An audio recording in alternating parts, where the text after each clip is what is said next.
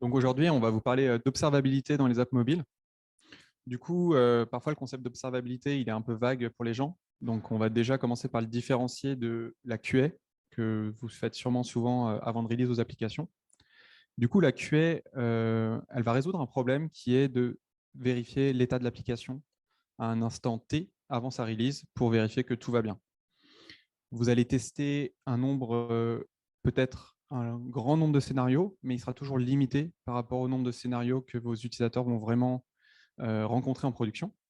On parle de version d'iOS, de version d'Android, de version de votre application, de taille d'écran, etc. Et c'est assez chronophage. Vous ne pouvez pas refaire une QA tous les 2 jours ou tous les 3 jours parce que sinon, plus votre application grandit, plus c'est pas jouable, quoi. Et du coup, c'est là que l'observabilité rentre en jeu. L'observabilité, contrairement à la QS, c'est en production, c'est en temps réel, et c'est sur vos applications sur l'App Store, et c'est avec les scénarios réels de vos utilisateurs. Leur vrai device, leur vraie version d'iOS, potentiellement leur vrai problème hardware, etc. L'idée de l'observabilité, c'est d'avoir une surveillance passive sur comment se déroule son application.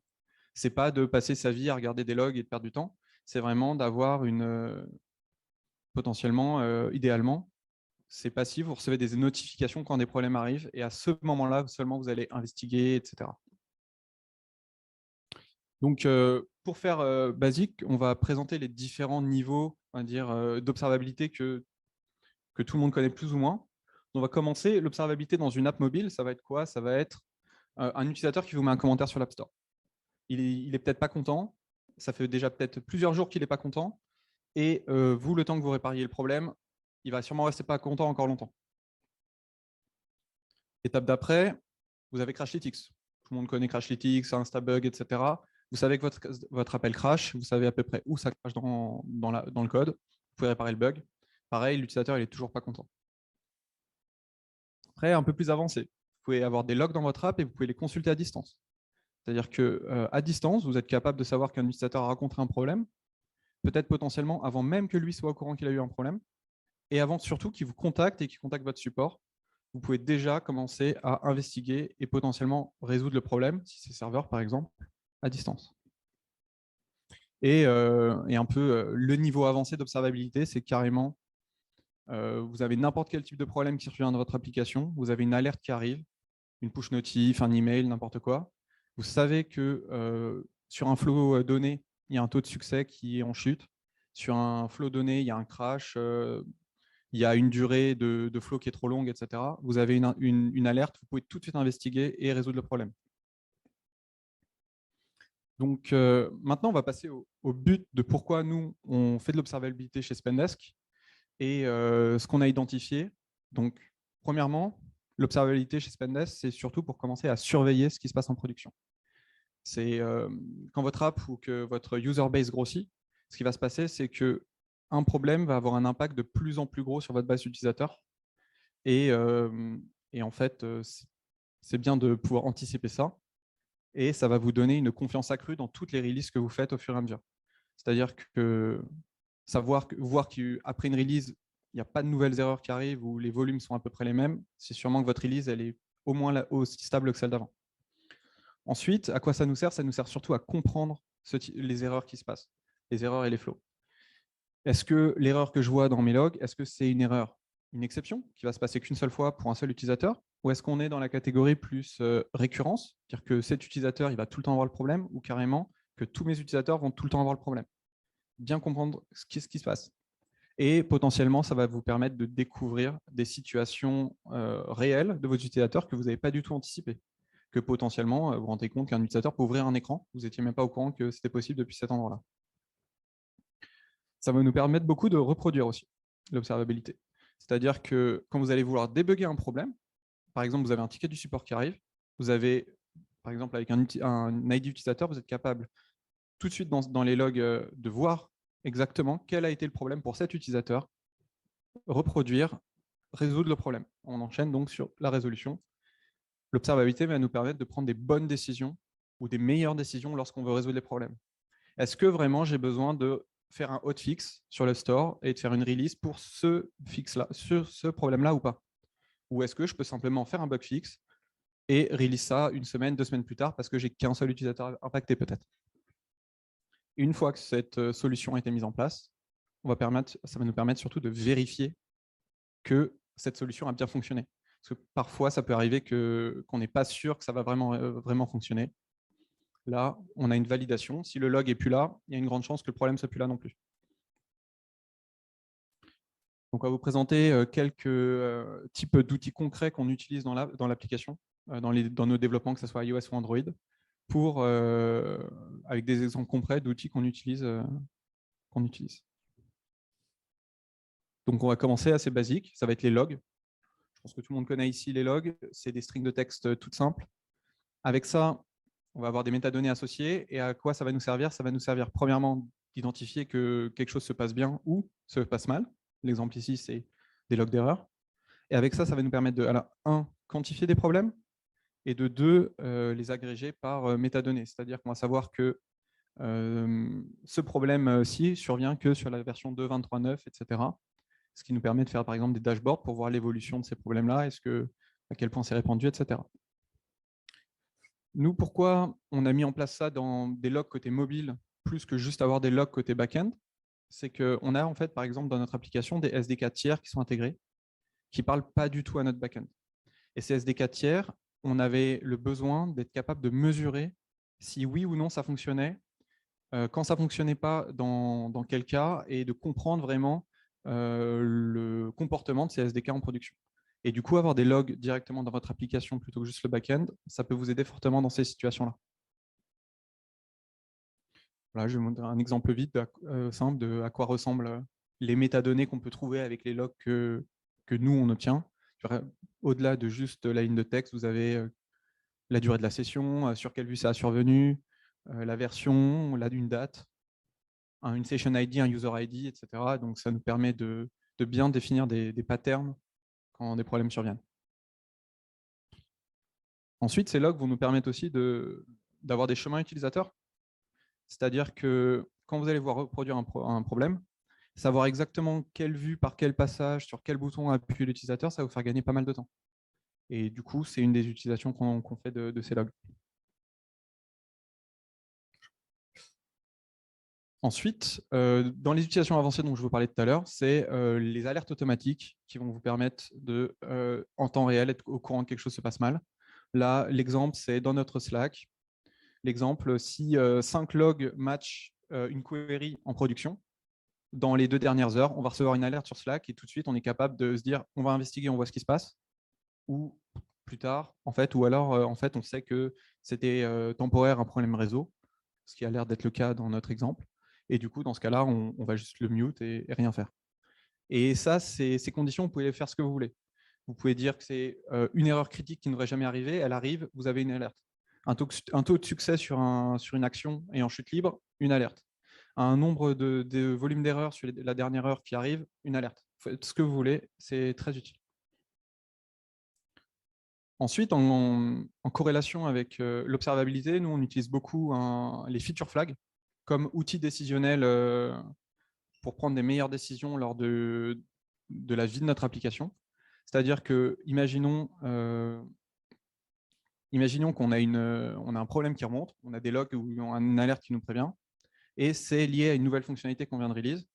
On a le réflexe de mettre toutes nos nouvelles fonctionnalités ou gros refacto derrière un feature flag. C'est-à-dire qu'on va simplement, au lieu de soit mettre en pause la release, soit faire un hotfix, on va d'abord désactiver la fonctionnalité pour que les utilisateurs en prod avec la version puissent continuer d'utiliser l'application si par exemple c'était un problème bloquant type un crash, et ensuite on va résoudre. C'est-à-dire que ça va nous permettre d'avoir plus de marge, on va dire, plus de marge de manœuvre.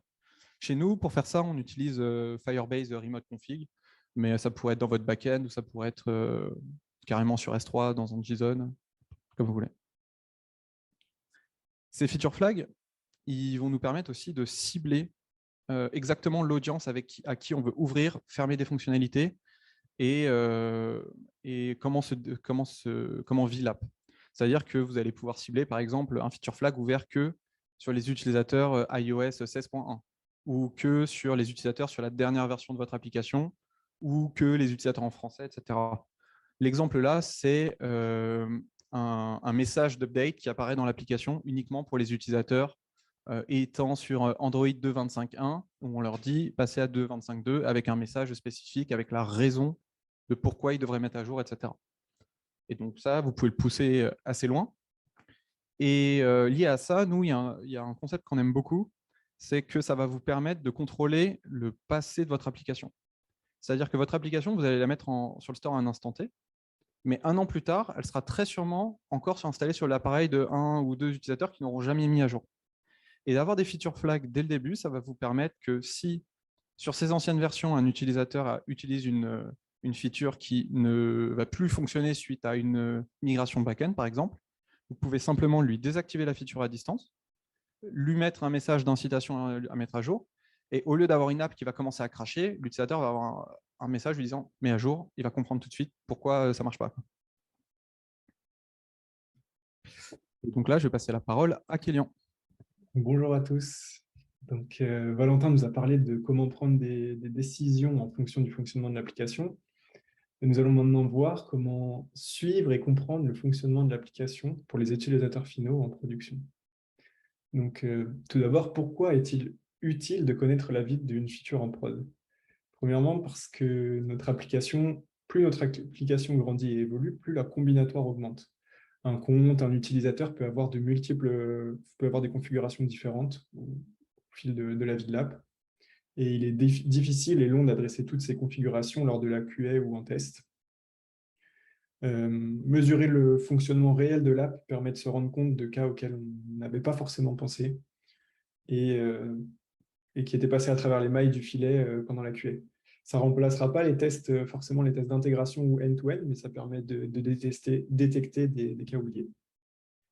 Deuxièmement, les tests ou expérimentations qu'on peut faire pendant notre dev ou pendant la QA peuvent se faire sur des environnements qui sont différents de l'environnement de production, en termes de ressources, optimisation, choses comme ça.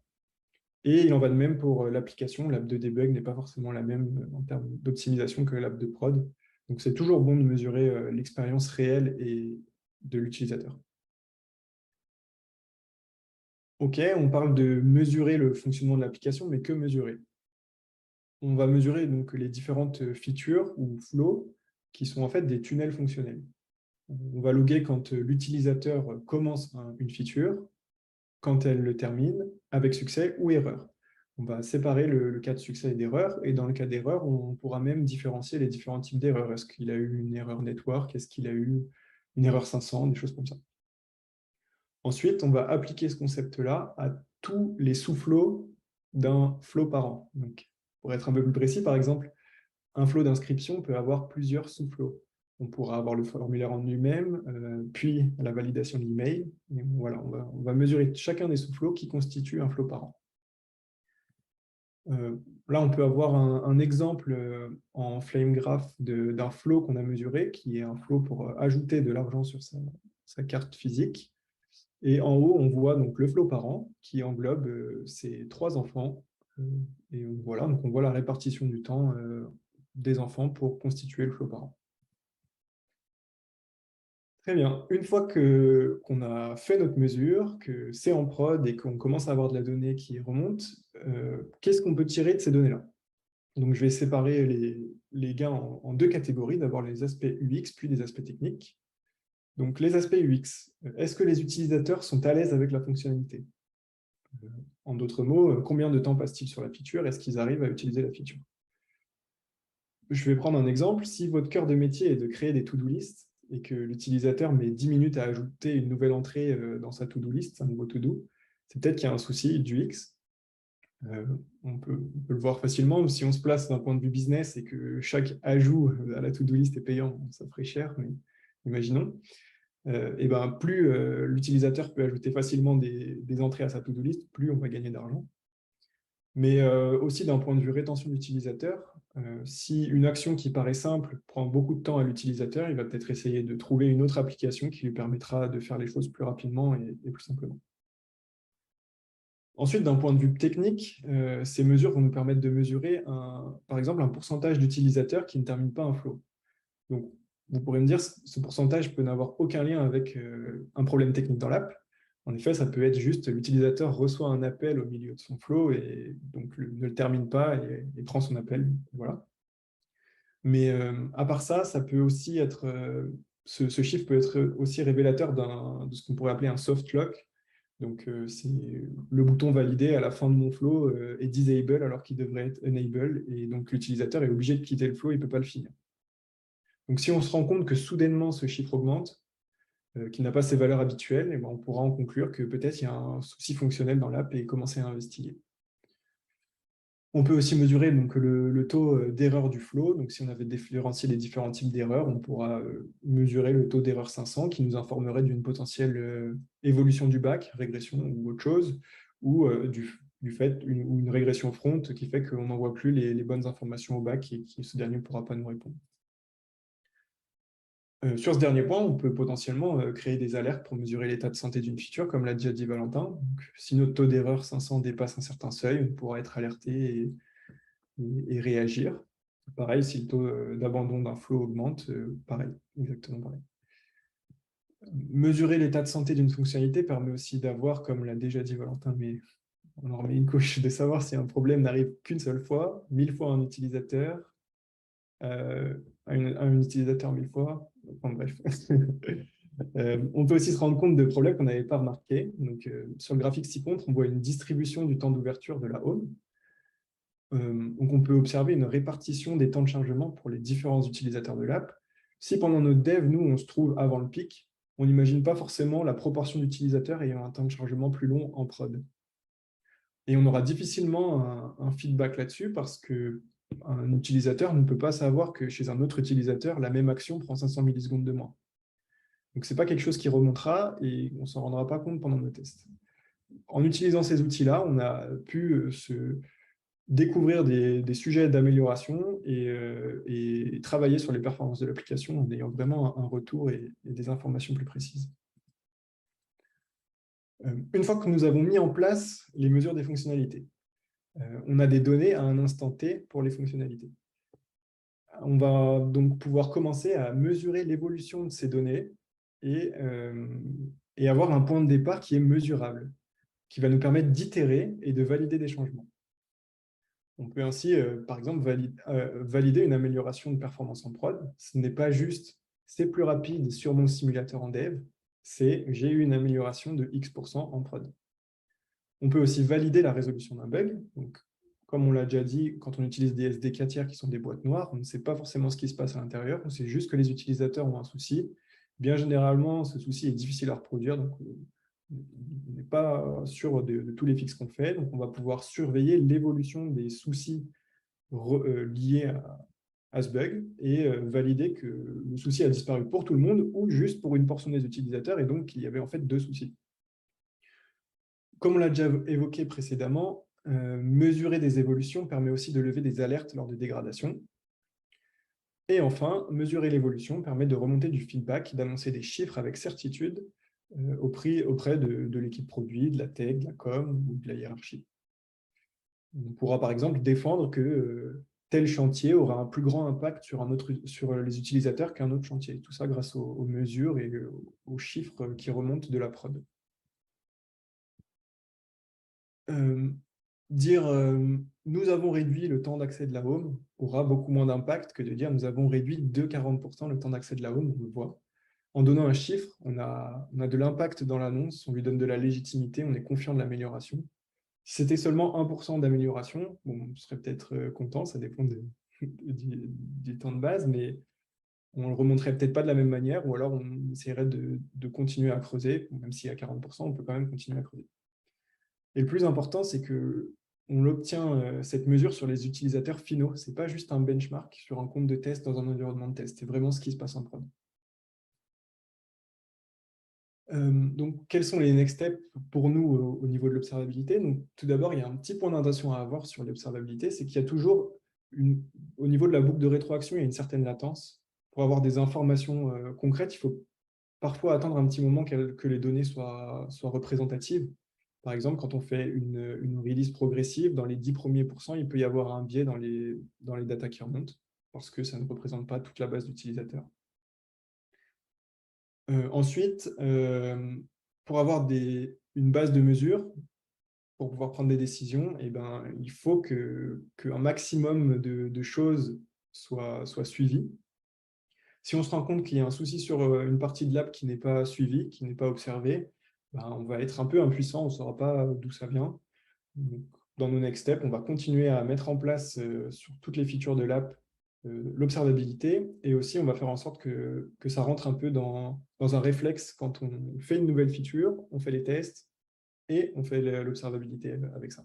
Et donc ainsi, on aura plus d'infos, plus d'alertes, plus de dashboards, et on pourra continuer à améliorer l'UX de l'application pour les différents utilisateurs basés sur ces informations-là.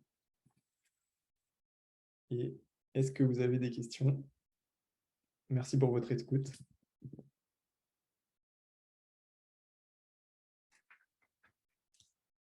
Merci. Ouais, si, on m'entend, ouais. Merci Valentin, merci Kéliane. Alors, est-ce qu'on a des questions? Yes, j'arrive. Attends, on va la poser avec le micro comme ça, il pourra entendre de là-bas. Hop là. J'ai une question. Est-ce que vous avez pensé au RGPD? Donc, pour la RGPD, nous, de base, nos données, elles sont anonymisées. C'est-à-dire que dans les logs, dans tout ce qu'on monte, il n'y a rien de données personnelles des utilisateurs. Ensuite, bien sûr, chaque entreprise fait ce qu'il veut et en fonction du cadre légal d'entreprise. Nous, dans notre cas, on a un produit B2B, du coup, on n'a pas exactement le même cadre que la RGPD que tout le monde. Mais en effet, c'est un sujet, quand vous mettez en place une solution d'observabilité, faites attention à la RGPD derrière. Et même si, pour ajouter à ça, même si l'utilisateur refuse de partager ses données, on peut quand même avoir des informations qui remontent, qui seront anonymisées, qui ne permettront pas d'identifier l'utilisateur, mais qui nous permettront quand même de faire de l'observabilité. Par exemple, dire qu'un flow commence et termine, ça cible vraiment aucun utilisateur, et donc ça comme ça ne permet pas de les identifier, normalement, il n'y a pas de souci avec ça. Mais nous, on aura quand même comme ça des informations qui nous permettront de mesurer le fonctionnement de notre app. Notre question, ouais.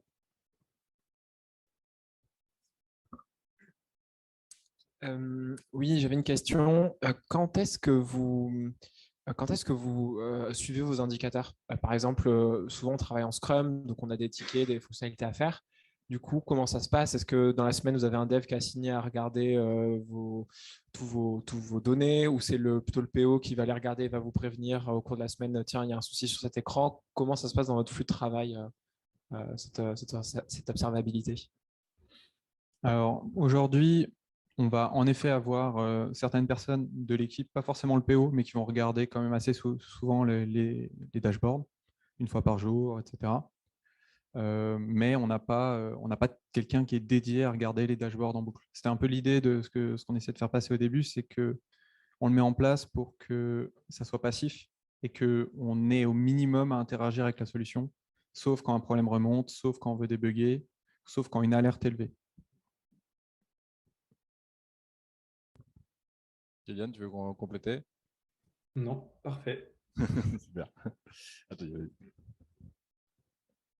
Ouais, vous estimez à peu près à combien le temps passé ou l'investissement en termes d'énergie dans l'observabilité? Parce que c'est souvent ça la critique qu'on va faire à tous ces types de trucs-là. C'est à partir de quel moment on arrête de le faire parce que ça prend trop de temps. Donc toi, c'est à partir de quand on arrête de le faire? Là, vous en êtes content? Vous Voilà. mesurez à peu près Parce que nous, on est passé, en fait, on n'est pas parti de base avec. On en a mis en place suite à différents sujets qu'on a eu en place dans l'application. On a mis un SDK tiers, il y a eu quelques problèmes et on n'avait aucune vision sur ce qui se passait. Et on s'est dit à ce moment-là, peut-être qu'on veut pouvoir savoir plus ce qui se passe. Donc ça, c'est qu'on est rentré dedans. Côté Android, il y avait un sujet d'amélioration des performances et du coup, on s'est dit, ça va être un bon moyen de pouvoir mesurer et l'évolution de ces performances-là. Et ça prend en effet un peu de temps à mettre en place. On avait déjà un système de logger, un système avec des events d'analytics, donc on a pu un peu se brancher dessus. Mais l'investissement initial peut être un peu grand quand on n'a pas commencé à développer comme ça. Par contre, là où on s'est déplacé en termes de manière de développer, c'est qu'au lieu de se dire que l'observabilité arrive après et que c'est un investissement à rajouter l'observabilité, c'est de changer la mentalité de comment fonctionnent les équipes et de tout de suite, quand on définit la feature, au même titre qu'on va mettre des clés de strat, qu'on va mettre des events à envoyer à quelques endroits, on envoie aussi à des endroits spécifiques, des events pour l'observabilité, etc. Donc, ça va prendre un peu du temps tout le temps, mais le but, ce n'est pas de faire un gros bloc d'investissement. Pourcentage, je ne sais pas, je dirais par rapport au temps de développement d'une fonctionnalité, je dirais moins de 2%. Après, ce qui peut prendre du temps aussi, c'est de pouvoir agréger et exploiter les données. Nous, on utilise un outil pour faire ça, on ne le fait pas nous-mêmes. Et si on avait dû le faire nous-mêmes, ça aurait été impossible. Là, voilà, on utilise un outil qui s'appelle Datadog qui fait tout ça pour nous. Et finalement, le travail se résume à définir quels sont les flows critiques qu'on veut mesurer, les mesurer et partager les clés de mesure entre iOS et Android, même titre que les clés de wording, comme tu disais, Val. Pour les flows qui impliquent le back, est-ce que vous connectez les incidents clients et les incidents serveurs? Alors, c'est quelque chose qu'on est en train de travailler. On a certains flows où justement, là, ce n'est pas dans les exemples, mais je ne sais pas si vous avez vu les flame graphs tout à l'heure. On a des flame graphs qui vont carrément descendre dans le back-end et remonter dans les apps mobiles. Ce n'est pas partout. Et en effet, quand on va vouloir débugger, ça ne va pas être sur les flame graphs, mais plutôt sur les logs. On est capable d'avoir une log trace où on a le front, enfin, le mobile, le back-end, puis le mobile d'une traite. Et on va dire que cette connexion-là, c'est plus notre outil qui nous a permis de le faire facilement que quelque chose qu'on s'est dit qu'on allait investir beaucoup de temps dedans. Parce que à le faire à la main, ça peut être un peu compliqué. Ouais, nickel. Du coup, j'ai juste une question par rapport à votre outil, Datadog. C'est quoi votre retour d'expérience là-dessus? Est-ce que vous êtes très content dessus? Aujourd'hui, il faut savoir que Datadog, ce n'est pas utilisé que par l'équipe mobile, c'est utilisé par toute la boîte. Donc, mais globalement, l'expérience, c'est que ça marche très bien et on est très content de tout ce qu'on a pu utiliser dedans. C'est très mature et il y a une courbe d'apprentissage, bien sûr, parce qu'il faut comprendre un peu comment bien utiliser les outils.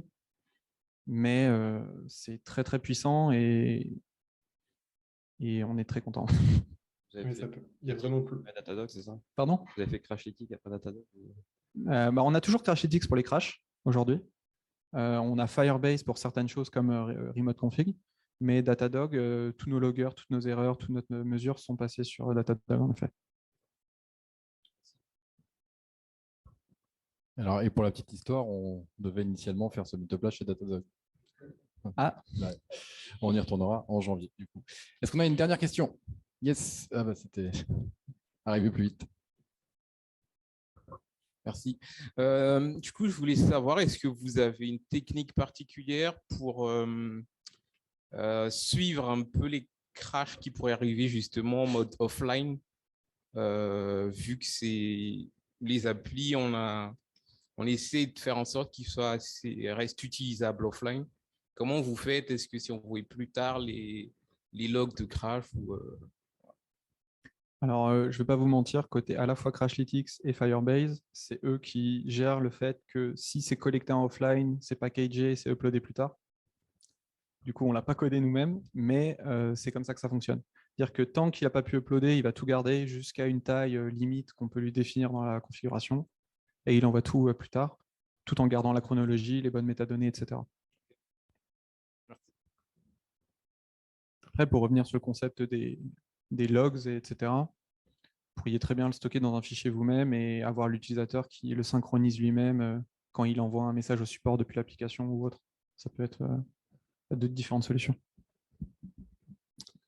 Merci Valentin.